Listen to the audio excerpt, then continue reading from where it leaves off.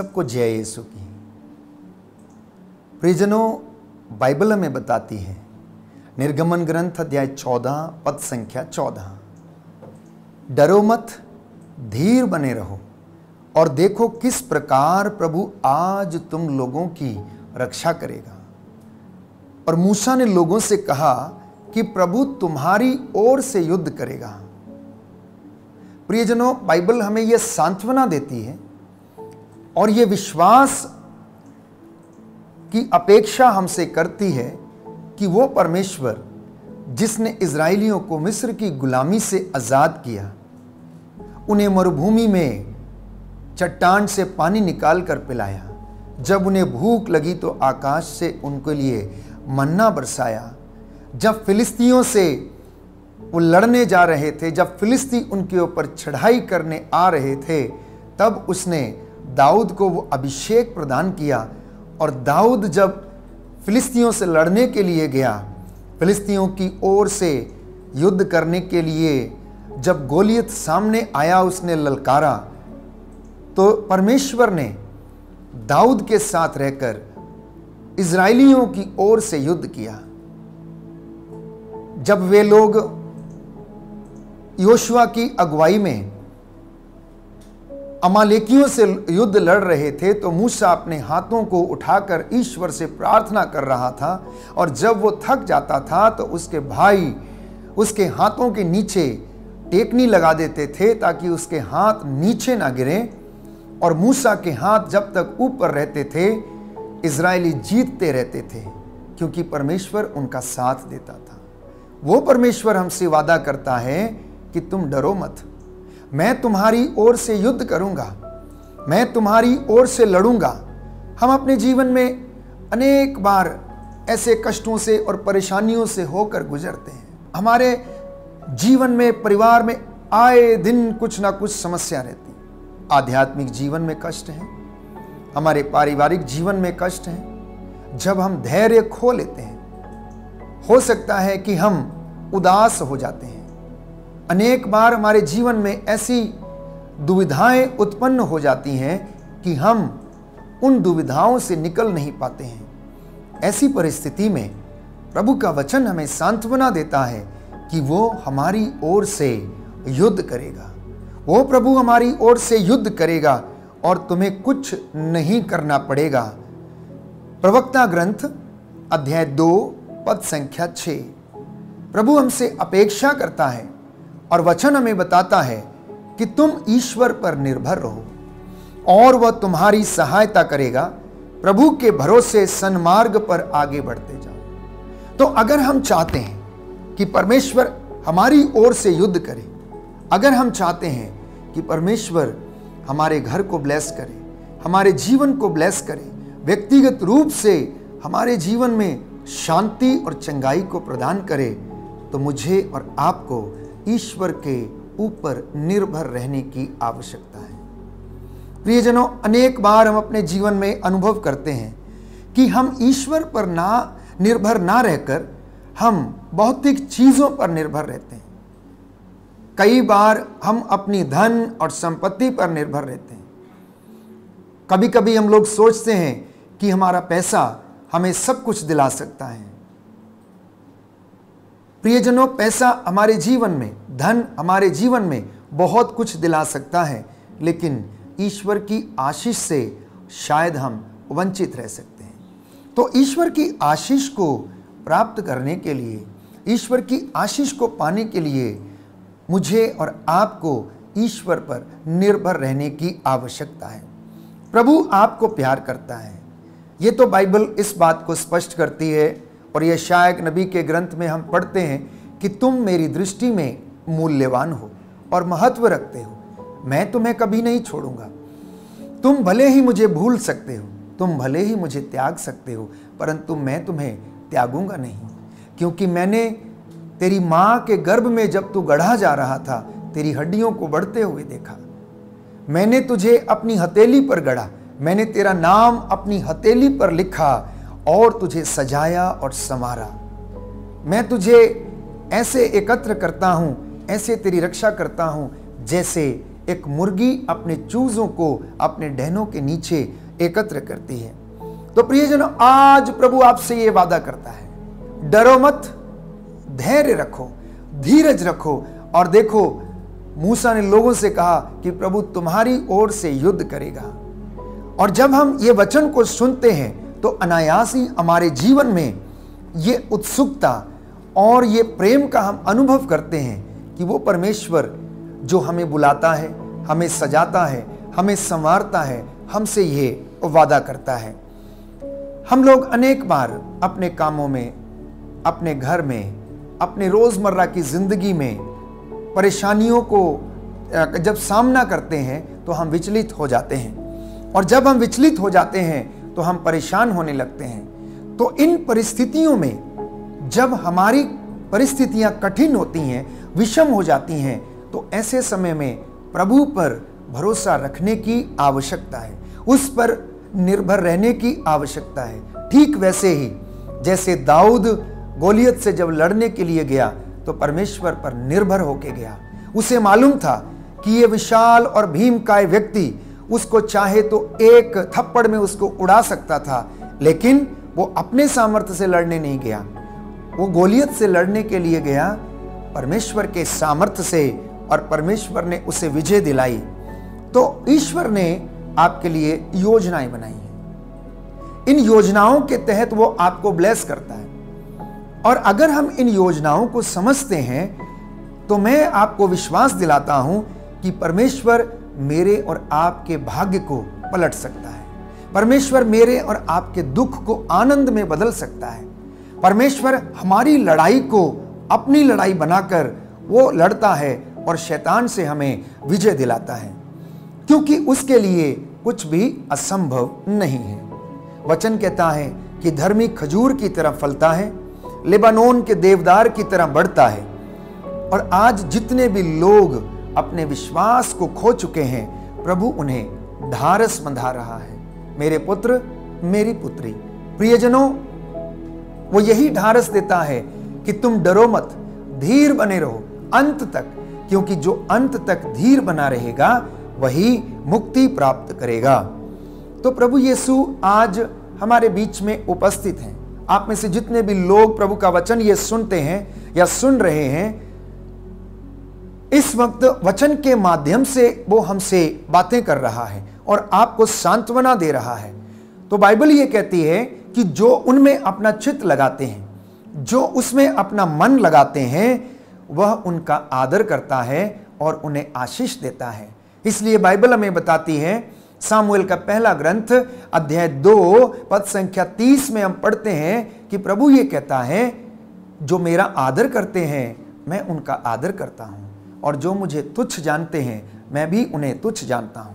यदि आप चाहते हैं कि परमेश्वर आपको इन विषम परिस्थितियों से उबारे, यदि आप चाहते हैं कि वो आपको ब्लेस करे, तो मुझे और आपको यह विश्वास करने की आवश्यकता है, प्रभु पर निर्भर रहकर यह कहने की आवश्यकता है, हे प्रभु मुझे आशीष दे और मेरी ओर से आप ये काम करें। मैं इस काम को करने में असमर्थ हूं, क्योंकि जब हम अपने जीवन में धार्मिकता का आचरण करते हैं, जब हम अपने जीवन को आध्यात्मिकता की चादर से ढक लेते हैं, तो प्रभु का वचन हमें कहता है कि ईश्वर हमें सुरक्षित रखता है। हबक्कुक का ग्रंथ वचन हमें बताता है, अध्याय 2 पद संख्या 4, नबी हबक्कुक का ग्रंथ अध्याय 2 पद संख्या 4, प्रभु का वचन कहता है, जो धर्मी है वो अपनी धार्मिकता के कारण सुरक्षित रहेगा। जो धर्मी है वो अपनी धार्मिकता के कारण सुरक्षित रहेगा। जो नबूवत करता है उसे नबूवत करने के लिए पुरस्कार दिया जाएगा। जो सेवा करता है उसे सेवा का पुरस्कार दिया जाएगा। जो वचन सुनाता है उसे वचन की सेवा करने का पुरस्कार मिलेगा, और जो धर्मी है उसकी धार्मिकता के कारण वो सुरक्षित रहेगा और प्रभु से पुरस्कृत करेगा। तो हम अपने हृदय में विश्वास करें कि परमेश्वर हमको इन कठिनाइयों में हमारी सहायता करता और हमें आशीष प्रदान करता है। मार्कुस का सुसमाचार अध्याय 9 पद संख्या 23, प्रभु का वचन कहता है कि विश्वास करने वाले के लिए सब कुछ संभव है। विश्वास करने वाले के लिए सब कुछ संभव है। यदि तुम विश्वास करोगी तो ईश्वर की महिमा देखोगी। जब प्रभु यीशु लाजरस के घर में गया, उसकी दोनों बहनें लाजरस की मौत के कारण विलाप कर रही थी। वो जानती थी कि अगर यीशु यहां पर होता तो उनका भाई नहीं मरता, परंतु दुख में, कष्ट में, जबकि उन्होंने अपना प्रिय भाई खो दिया था, तो ये लाजमी सी बात थी, ये स्वाभाविक था। आंसू बहाना स्वाभाविक था, विलाप करना स्वाभाविक था, और विश्वास में डगमगा जाना भी स्वाभाविक था। और वो यही सोच रही थी कि काश अगर ईसा उनके यहां पर होते तो उनका भाई नहीं मरता। लेकिन प्रभु की योजना तो कुछ और ही थी। प्रभु की योजना यह थी कि वो मार्था के विश्वास को और ज्यादा दृढ़ करना चाहते थे। इसलिए वो चौथे दिन उनके घर में पहुंचे, और जब वो आकर उनकी बहनों से मिलते हैं तो उनसे बोलते हैं कि तुमने उसे कहाँ रखा है। और मार्था कह उठती है, प्रभु आज तो 4 दिन हो गए हैं, अब तो बदबू आती होगी। और प्रभु यीशु उनसे कहता है, क्या मैंने तुमसे नहीं कहा, यदि तुम विश्वास करोगी तो ईश्वर की महिमा देखोगी। जीवन और पुनरुत्थान प्रभु कहता है मैं हूं, मैं तुम्हारे लिए सब कार्य करता हूं। तुम अपनी आंखों से अविश्वास का पर्दा हटाओ, साथ ही साथ इस कब्र के ऊपर से ये पत्थर हटाओ, और देखो कि मैं तुम्हारे लिए ये कार्य करने जा रहा हूं। मैं तुम्हें ईश्वर की महिमा को तुम्हारे बीच में प्रकट करने के लिए यहां पर उपस्थित हूं। पर हम जब कष्ट से गुजरते हैं, हम विश्वास नहीं कर पाते हैं, हम विश्वास में कमजोर हो जाते हैं। हम ये सोचने लगते हैं कि हम अकेले हैं। इजरायलियों ने मरुभूमि में जब यात्रा करते समय वो कई बार बार अपने इरादों से, अपने विश्वास से वो भटक गए। इसलिए वो मूसा को कहने लगे कि आप हमें क्यों लेकर आए हैं? क्या आप हमें मरने के लिए यहां पर लेकर आए हैं? हमारे पास खाने को नहीं है, हमारे पास पीने को नहीं है, और दुश्मन हमारे ऊपर चढ़ाई करता हुआ आ रहा है। अब हम कैसे बचेंगे? हम क्या करेंगे?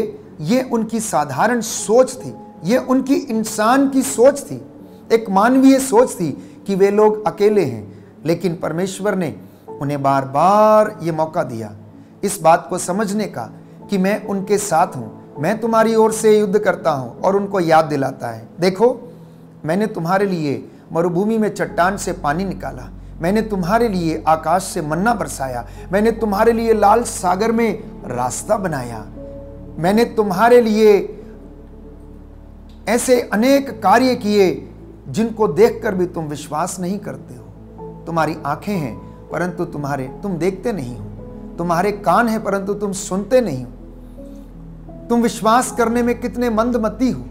क्या मैंने तुम्हारे लिए ये सारे काम नहीं किए?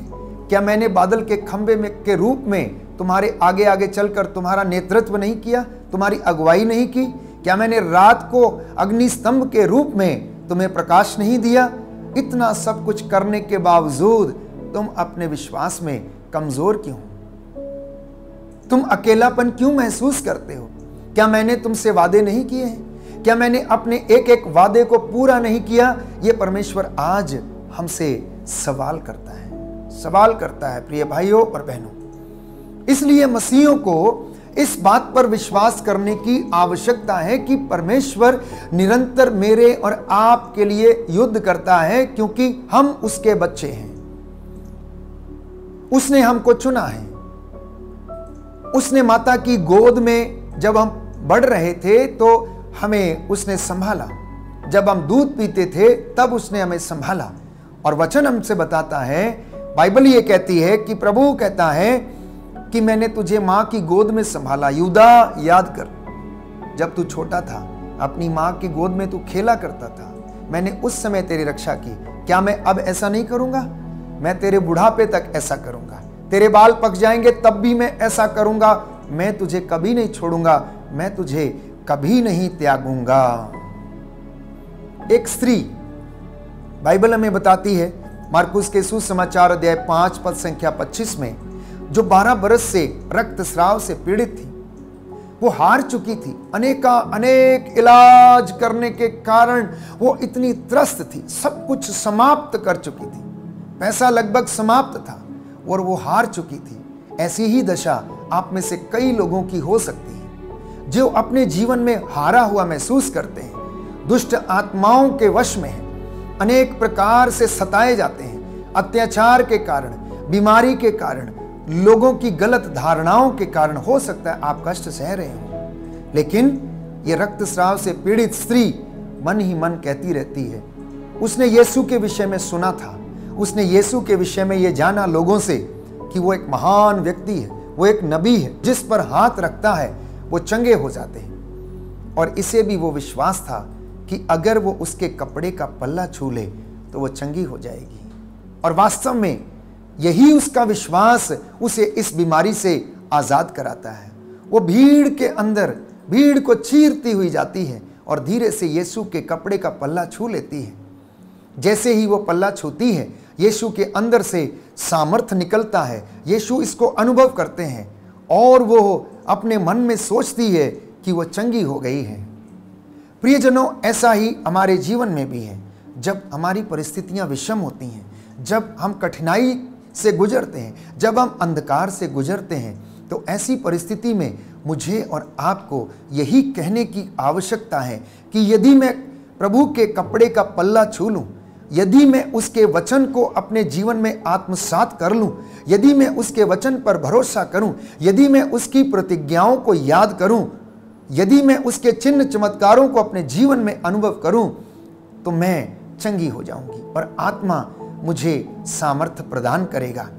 एक दूसरा उदाहरण मैं आपके सामने रखता हूं। मार्कुस का सुसमाचार अध्याय 5 पद संख्या 21। सभागृह का जेरुस नामक अधिकारी यीशु के पास आता है और कहता है कि मेरी बेटी मरने पर है, आइए उस पर हाथ रख दीजिए जिससे वह अच्छी हो जाए। आइए उस पर हाथ रख दीजिए जिससे वह अच्छी हो जाए। ये उसके वचन थे और वो यीशु से निवेदन करता है, आग्रह करता है। प्यारे भाइयों और बहनों, जरा सोचिए, क्या मैंने और आपने अपने जीवन में कभी इतनी दृढ़ता के साथ प्रभु से कहा कि प्रभु मेरे जीवन में इस चीज की कमी है, प्रभु मेरे जीवन में बेरोजगारी है, आइए और अपना हाथ रख दीजिए। प्रभु मुझे नौकरी नहीं मिलती है, प्रभु मैं 1 नंबर से या 2 नंबर से फेल हो जाता हूं, इंटरव्यू पास नहीं कर पाता हूं, आइए अपना हाथ मेरी फाइल पे, मेरे दफ्तर पे रख दीजिए।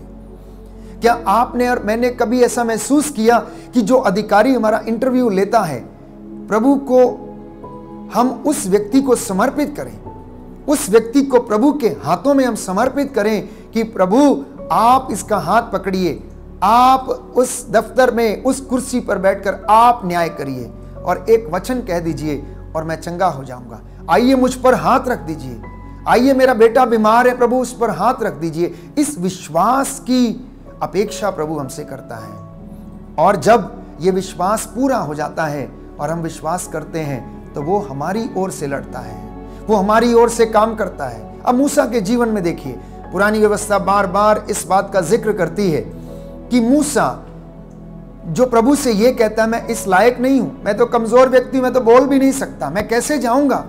प्रभु ये कहता है तुम जाओगे और तुम जाकर बस तुम खड़े रहना, बाकी का काम मैं करूंगा। तुम बोल नहीं सकते हो, तुम्हारा भाई हारून तुम्हारे साथ जाएगा और वो बोलेगा। और मूसा उस आज्ञा का पालन करता है। मूसा अपने आप में एक साधारण व्यक्ति था, लेकिन परमेश्वर ने उसके द्वारा ऐसे असाधारण काम कर डाले जिनको मैं और आप समझ नहीं सकते। वो हमारी सोच से परे हैं, क्योंकि इजराइलियों के लिए मूसा नहीं परमेश्वर युद्ध कर रहा था। इजराइलियों के लिए परमेश्वर बार बार उनके लिए युद्ध करता था। तो प्रभु ये कहता है मैं तुम्हारा शोक आनंद में बदल दूंगा। आज जो कष्ट में है, जो पीड़ा में है, जो हारे हुए हैं, जो निराश हैं, जिनको ऐसा लगता है कि सब कुछ बर्बाद हो चुका है, प्रभु ये कहता है दुखी ना हो, मैं तेरा शोक आनंद में बदल दूंगा।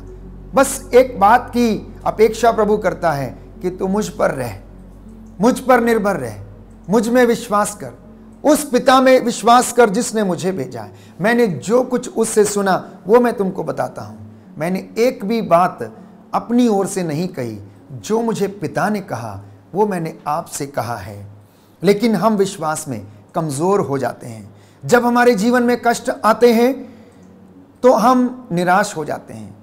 अब यीशु के चेलों के विषय में बाइबल हमें बताती है कि वो दिन रात यीशु के साथ रहते थे और यीशु के साथ रहने के बावजूद वो विश्वास में कमजोर थे। एक दिन जब वे लोग समुद्र में नाव खे रहे थे, तो वहां पर अचानक झंझावत उठा। यीशु उनके साथ था, वो उनके साथ था, लेकिन ये लोग विश्वास करने में मंदमती थे। प्रभु ने ये कहा, डरो मत, ढारस रखो, मैं तुम्हारे साथ हूं। लेकिन चेले फिर भी विश्वास नहीं कर पाए और प्रभु को जाकर कहने लगते हैं कि हम डूब रहे हैं और आप सो रहे हैं। क्या आपको हमारी कोई चिंता नहीं है? आप हमें बचाइए, क्योंकि ये तूफान की लहरें, ये समुद्री तूफान इतना भयानक है कि लहरें नाव को डुबोए जा रही हैं और हम कष्ट में हैं। प्रभु आइए और हमें बचाइए। प्रभु आते हैं और समुद्र को शांत करते हैं। वायु उनका कहना मानती है और थम जाती है। चेले प्रियजनों असमंजस में पड़ जाते हैं कि आखिर ये व्यक्ति है कौन जिसकी आज्ञा वायु और समुद्र भी मानते हैं। यदि मैं और आप अपने जीवन में इस बात को अनुभव करते हैं कि प्रभु हमारे साथ है, तो एक बार आप प्रभु से कहना कि प्रभु मैं नहीं कर सकता हूं, आप कर सकते हैं। आपके लिए कुछ भी असंभव नहीं है। जैसे आप मूसा के साथ रहकर इजरायलियों के लिए युद्ध करते थे, वैसे ही आप मेरे परिवार में मेरे साथ रहकर मेरी ओर से आप कार्य करें। प्रभु मैं आपको समर्पित करता हूं। यीशु जिंदा है। प्यारे भाई और बहनों, आपको यह विश्वास करना चाहिए और जिंदा व्यक्ति ही चमत्कार कर सकता है, मरा हुआ विश्व चमत्कार नहीं कर सकता है। इसलिए बार बार प्रभु का वचन हमसे कहता है कि मुझे और आपको प्रभु पर विश्वास करने की आवश्यकता है। प्रभु का एक चेला थॉमस, जिसे प्रेरितों ने कहा कि हमने ईसा को देखा है और प्रभु हमें मिल गए हैं, और थॉमस जानते हैं क्या कहता है, जब तक मैं उनके छिदे हुए हाथों में अपनी उंगली न डाल लूं, जब तक उनकी छिदी हुई बगल में अपना हाथ न डाल लूं, तब तक मैं विश्वास नहीं करूंगा। कभी कभी हमारी दुर्गति भी ऐसी ही होती है। कभी कभी हमारे जीवन में भी ऐसे ही कष्ट और परेशानियां आती हैं कि हम अपने विश्वास को और दृढ़ता के साथ अनुभव करना चाहते हैं। हम उसको क्लियर करना चाहते हैं, अपनी शंकाओं को दूर करना चाहते हैं। यह अच्छी बात है, आप करिए, लेकिन आप वचन पढ़िए और प्रभु की प्रतिज्ञाओं पर भरोसा करिए। बाइबल में जो वचन लिखे गए हैं, परमेश्वर ने जो अपने वादे किए हैं, और वो ये कहता है मैं अपने वादों का सच्चा हूं। मैं अपने नाम की शपथ लेकर ये कहता हूं कि मैंने जो कुछ कहा है मैं सब कुछ पूरा करूंगा। यदि आप ये विश्वास करते हैं तो आज आपके जीवन में ये पूरा होगा। महामारी के दौर से हम गुजरे और इस महामारी के दौरान प्रभु ने हमारे जीवन में अनेक चिन्ह चमत्कार किए। हो सकता है आप में से बहुत सारे लोग बीमार पड़े होंगे, हो सकता है आप में से बहुत सारे लोगों के घर में कष्ट रहा होगा, बेरोजगारी रही होगी, खाने के लिए हो सकता है कि भोजन ना रहा हो, लेकिन फिर भी प्रभु ने किसी न किसी रूप में आप लोगों को भोजन की व्यवस्था कराई, आप लोगों को अच्छे स्वास्थ्य उसने प्रदान किया और इस बेरोजगारी के बंधन को तोड़ा और आप लोगों की ओर से उसने हर चीज की व्यवस्था की और आशीष प्रदान की। तो प्रियजनों, थॉमस जब प्रभु को देख लेता है और यीशु की बात को सुनता है कि थॉमस आओ और देखो ये मेरे हाथ हैं, इनमें अपनी उंगली डालो, ये मेरी बगल है, अपना हाथ इसमें डालकर देखो और अविश्वासी नहीं विश्वासी बनो। और थॉमस चिल्लाया, जोर से चिल्लाया, मेरे प्रभु मेरे ईश्वर। तो प्रभु ने उससे कहा, क्या तुम इसलिए विश्वास करते हो कि तुमने मुझे देख लिया है?